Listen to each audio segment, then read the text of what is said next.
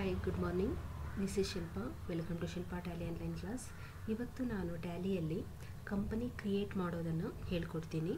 Without password ಅಂದರೆ password ಇಲ್ಲದೇ ಕಂಪನಿನ ಯಾವ ಥರ ಕ್ರಿಯೇಟ್ ಮಾಡಬೇಕು ಮತ್ತು ಅದನ್ನು ಆಲ್ಟರ್ ಮಾಡೋದು ಮತ್ತು ಅದನ್ನು ಡಿಲೀಟ್ ಮಾಡೋದು ಹೇಗೆ ಅಂತ ತೋರಿಸ್ತೀನಿ. ಫಸ್ಟು ನಾವು ಟ್ಯಾಲಿ ಸಾಫ್ಟ್ವೇರ್ ಓಪನ್ ಮಾಡ್ಕೊಳ್ಳೋಣ. ಸೊ ಅದರಲ್ಲಿ ಕ್ರಿಯೇಟ್ ಕಂಪನಿ ಹೋಗ್ತೀನಿ.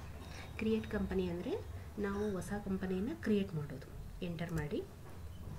ಸೊ ಫಸ್ಟು ನಾನೊಂದು ಕಂಪನಿ ಕ್ರಿಯೇಟ್ ಮಾಡ್ತೀನಿ, MM&Co company. MM&Co company, you can take it as Indiranagar ಅಂತ ತಗೊಳ್ಳಿ. Bangalore, state Karnataka, pin code, phone number, email mm@yahoo.com.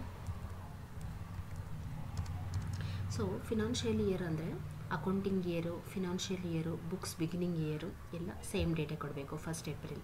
So calendar year ಅಂದರೆ 1st ಜನವರಿಯಿಂದ ಸ್ಟಾರ್ಟ್ ಆಗುತ್ತೆ. ಸೊ ಫಿನಾನ್ಷಿಯಲ್ ಇಯರ್ಗೆ 3 ಟೈಪ್ಸ್ ಹೆಸರಿದೆ. ಒಂದು ಫಿನಾನ್ಷಿಯಲ್ ಇಯರ್ ಅಂತ ಹೇಳ್ತೀವಿ, ಒಂದು ಅಕೌಂಟಿಂಗ್ ಇಯರ್ ಅಂತ ಹೇಳ್ತೀವಿ, ಇನ್ನೊಂದು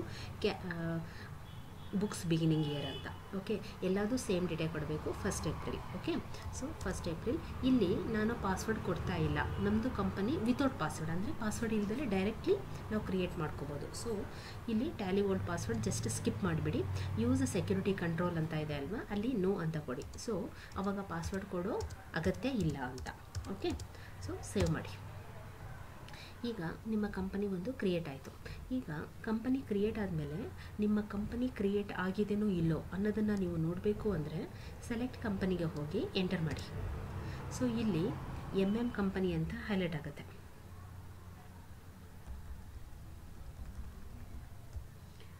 MM ಕಂಪನಿ ಇಲ್ಲಿ ಬಂದಿದೆ ನೋಡಿ, MM company. Okay, so MM company ಅಂತ ಕ್ರಿಯೇಟ್ ಆಗಿದೆ. ಈಗ MM ಕಂಪನಿ ಕ್ರಿಯೇಟ್ ಆದಮೇಲೆ ನೀವು ನೋಡಿದ್ರಿ, ಇದರಲ್ಲಿ ಏನಾದರೂ ಆಲ್ಟರ್ ಮಾಡೋ ಆಪ್ಷನ್ಸ್ ಏನಾದರೂ ಇದೆ.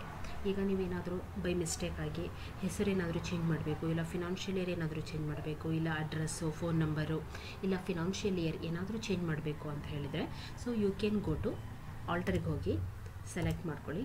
ಈಗ ಇದರಲ್ಲಿ MM ಕಂಪನಿ ಬದಲಿ I will give KP company, KP and company.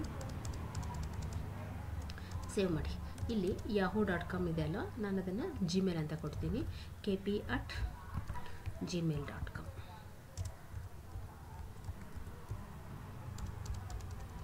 Okay, ನಾನು ಫಿನಾನ್ಷಿಯಲ್ ಇಯರ್ ಸೇಮ್ ಆಗೇ ಕೊಡ್ತಾ ಇದ್ದೀನಿ. ಸೊ ಈ ಥರ ನೀವು ಕಂಪನಿನ ಆಲ್ಟರ್ ಮಾಡ್ಕೋಬೋದು. ಈಗ ನೀವು ಕಂಪನಿನ ಆಲ್ಟರ್ ಮಾಡಿದ್ದ ಹೆಸರನ್ನು ಸೆಲೆಕ್ಟ್ ಕಂಪನಿ ಲೀಸ್ಟಲ್ಲಿ, ಸೆಲೆಕ್ಟ್ ಕಂಪನಿ ಅಂದರೆ ಲೀಸ್ಟ್ ಆಫ್ ಕಂಪನಿ, ನೀವು ಏನೇನು ಕಂಪನಿ ಕ್ರಿಯೇಟ್ ಮಾಡಿರ್ತೀರಲ್ವಾ ಅದನ್ನು ನೀವು ನೋಡಬೇಕು ಅಂದರೆ ಸೊ ಫಸ್ಟು ಇದರಲ್ಲಿ ಹೋಗಿ KP ಕಂಪನಿ ಎಂಟರ್ ಮಾಡಿ. ನಿಮ್ಮ ಕಂಪನಿ ಕ್ರಿಯೇಟ್ ಆಗಿದೆ ಅಂದರೆ ಆಲ್ಟರ್ ಆಗಿದೆ. ನೀವು ಮೊದಲು MM ಅಂತ ಕೊಟ್ಟರೆ ಈಗ KP ಅಂತ ಕೊಟ್ಟಿದ್ದೀರಾ, ಸೊ ಆಲ್ಟರ್ ಆಗಿದೆ. ಓಕೆ, ಸೊ ಈ ಥರ ಕಂಪನಿನ ಕ್ರಿಯೇಟ್ ಮಾಡ್ಬೋದು ಮತ್ತು ಆಲ್ಟರ್ ಕೂಡ ಮಾಡ್ಕೋಬೋದು. ಈಗ KP ಕಂಪನಿ ನಾನು ಆಲ್ಟರ್ ಮಾಡಿದೆ. ಇದನ್ನು ನಾವು ಡಿಲೀಟ್ ಮಾಡಬೇಕು ಅಂದರೆ ನೀವು ಆಲ್ಟರ್ ಆಪ್ಷನ್ಗೆ ಹೋಗಿ ಎಂಟರ್ ಮಾಡಿ. ನಾವು ಯಾವ ಕಂಪನಿ ಡಿಲೀಟ್ ಮಾಡಬೇಕೋ ಆ ಕಂಪನಿ ಆನ್ ಸ್ಕ್ರೀನ್ ಇರಬೇಕು. Alt D ಅಂತ ಪ್ರೆಸ್ ಮಾಡಿ.